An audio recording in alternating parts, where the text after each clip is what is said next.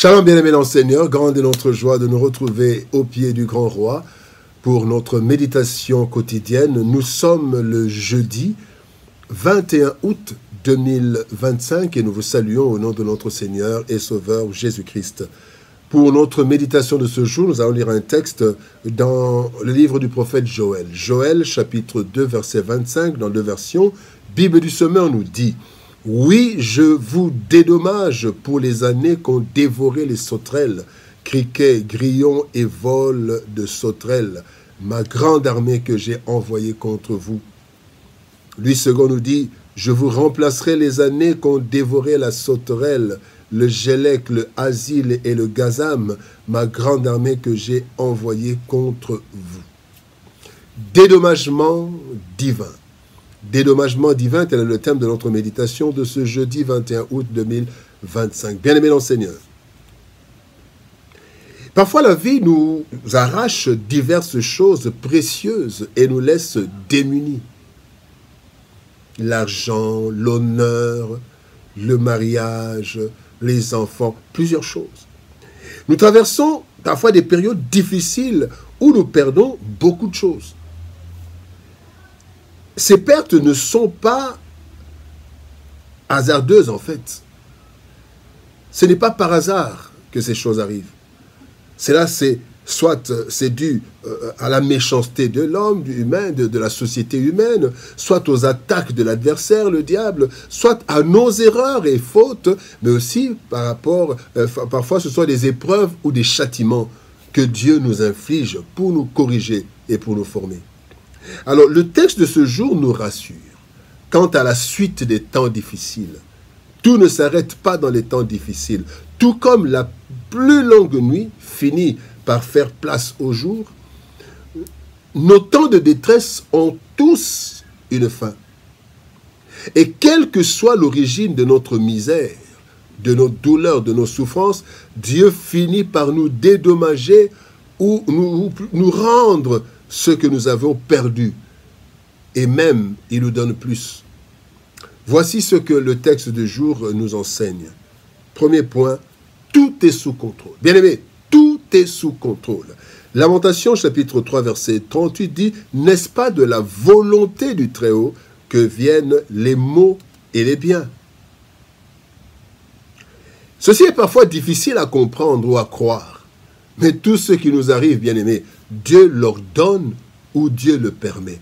Rien ne se fait sans lui, au point où il est écrit dans Matthieu chapitre 10, verset 30, « Les cheveux de votre tête sont tous comptés. » Il contrôle, il connaît même les nombres de cheveux de notre tête pour ceux qui ont des cheveux. Voici ce que Job déclare à ce sujet. Job dit: « Nous recevons de Dieu le bien et nous ne recevions pas aussi le mal. » Job chapitre 2 verset 10. En fait, voici quelques versets qui démontrent que Dieu contrôle tout et même nos difficultés et problèmes. Premier verset, 1 Corinthiens 10, 13 qui dit: Dieu est fidèle, il ne permettra pas que vous soyez tentés, ou je peux même dire aussi que vous soyez aussi éprouvés. Parfois, tentation et épreuve sont utilisées de la même façon. Donc, il ne permettra pas que vous soyez tentés au-delà de vos forces, mais avec la tentation, avec l'épreuve, il préparera aussi le moyen d'en sortir afin que vous puissiez la supporter. Deuxième texte, Job 1,12, Job dit, la Bible dit, l'Éternel dit à Satan: voici ce qui lui appartient, je te le livre. Seulement ne porte pas la main sur lui. Job 1,12. Troisième verset, Lamentation 3,37, qui dira qu'une chose arrive sans que le Seigneur l'ait ordonné ou l'ait permis? Bien-aimé, puisque Dieu voit tout, connaît tout et peut tout, rien n'échappe à son contrôle. Cette vérité, bien-aimé, est notre première assurance, notre première sécurité, notre assurance. Rien n'échappe au contrôle de Dieu. Deuxième élément, bien-aimé, parlons de leçon et patience. Philippiens 4,12 nous dit: je sais vivre dans la pauvreté, je sais vivre dans la richesse.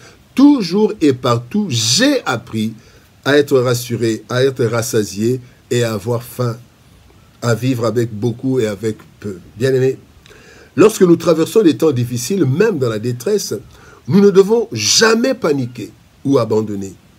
Sachons que nous sommes tous dans l'école de Dieu et que cette école prend toute la vie, étant donné la complexité de la vie sur la terre. Voilà pourquoi, dans les circonstances difficiles, il y a deux choses importantes à observer. Première chose, chercher les leçons. Je suis dans des moments difficiles, quelles sont les leçons que je peux tirer? Chaque événement bien-aimé de la vie constitue une leçon pour l'avenir. L'apôtre Paul dit « J'ai appris à vivre ». C'est ainsi que les difficultés nous forment en plusieurs étapes.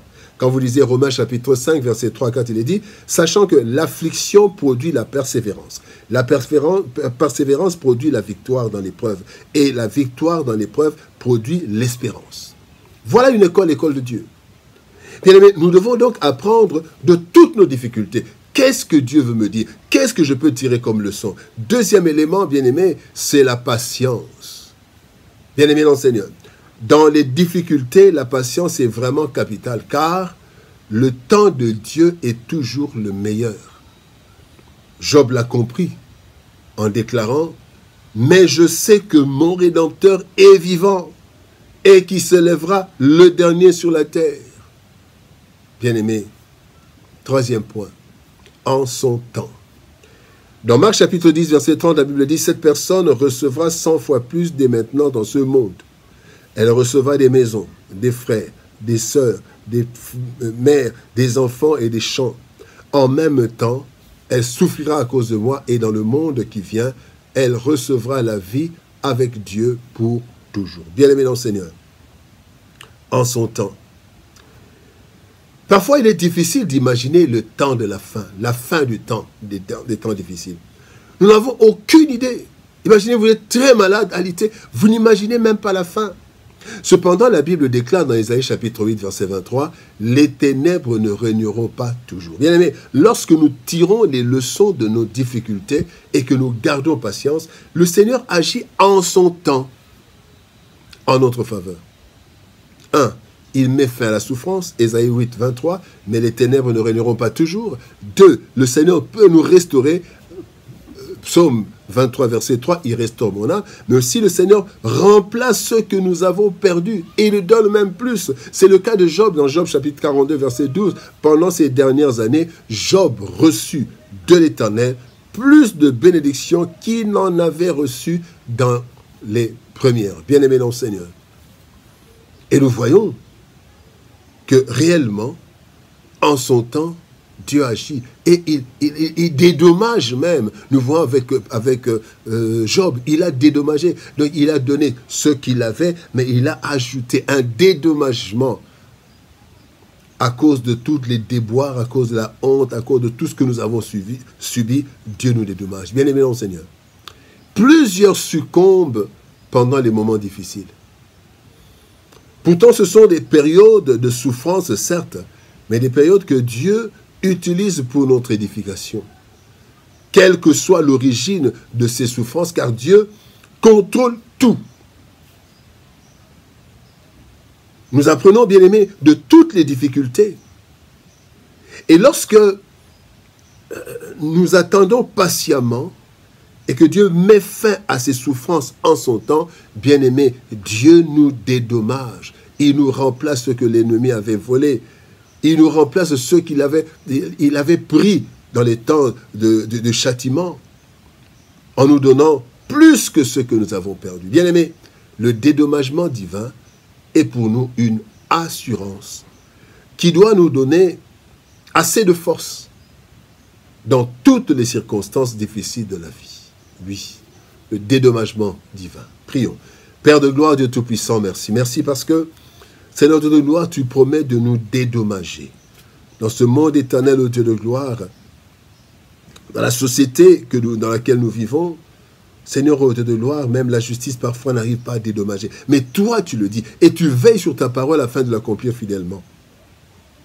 Ceux qui sont à toi, Seigneur éternel, quand ils traversent la vallée de l'ombre de la mort, des souffrances atroces même, mais quand tu les fais sortir, quand tu nous fais sortir de ces temps difficiles, tu nous bénis, tu nous restitues ce qui a été volé, et puis tu nous dédommages même, Père.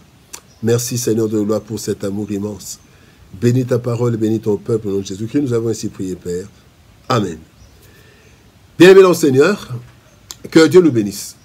Shalom, au revoir, et par la grâce de Dieu, nous nous retrouvons demain pour une autre méditation au pied du grand roi. Shalom, au revoir, et par la grâce de Dieu, à demain.